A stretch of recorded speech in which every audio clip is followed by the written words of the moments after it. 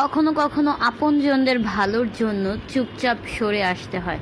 যাক, একটা দিক ভালোই হয়েছে যে পারুলের মা যে বেঁচে আছে এই কথাটা কেবলমাত্র পারুল, রায়ান আর ওই মাধবন পুলিশ অফিসারটা জানে, কারণ বাকি সবাই জানে যে পারুলের মা মারা গেছে।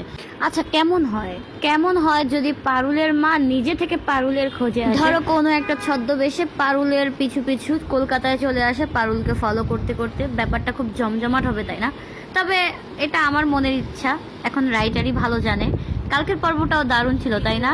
কালকে আবার পরিণীতা সেই পুরনো ট্র্যাকে ফিরে গেছে। ভেবেছিলাম কম্পিটিশন খুব বোরিং লাগবে, কিন্তু কালকে একটু দারুণই হয়েছে। দুজনের নোটস নিয়ে কারাগারি, তারপরে পারুল বলছে এই তীর পিণ্ডে, আমি নেড়াকোয়ালের বেটি, এইভাবে তাকাস, পারুল চক্রবর্তীর দিকে এইভাবে তাকাস না, ড্যাব ড্যাব করে।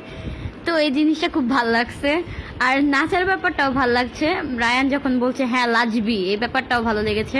তবে পরীক্ষার কথা শুনে এক একজনের রিয়াকশন ছিল দেখার মতো। তবে অর্কপালের ব্যাপারটা আর অবুদার ব্যাপারটা দারুণ জোস ছিল, মানে দুই ফানি ক্যারেক্টার। তবে কাস্টিং ডিরেক্টর যিনি, ওনার গুণের কথা বলতেই হবে। কিভাবে পারুলের মা এবং পারুলের বাবার চেহারার একটা দেখছো মিল আছে। কিন্তু দেখো, পরিণীতা মানেই ধামাকা, তার জন্য একটু ধৈর্য ধরতে হবে। তবে একটা দিকে ভালো হয়েছে যে শিরিন আর শিরিনের মা, ওরা দুইজন এনশিওর হয়ে গেছে যে পারুলের মা বেঁচে নেই। এই দিকটা ভালো হয়েছে।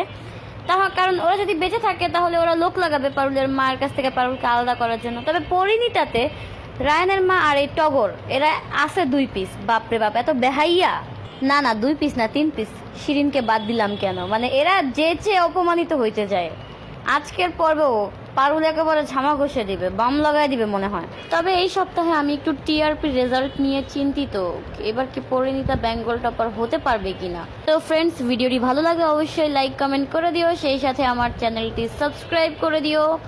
আর হ্যাঁ, টিভিতে অবশ্যই পরিণীতা দেখবে, কারণ আমরা আমাদের রানীকে বেঙ্গল টপারের সিংহাসনেই দেখতে চাই। Bye bye, see you.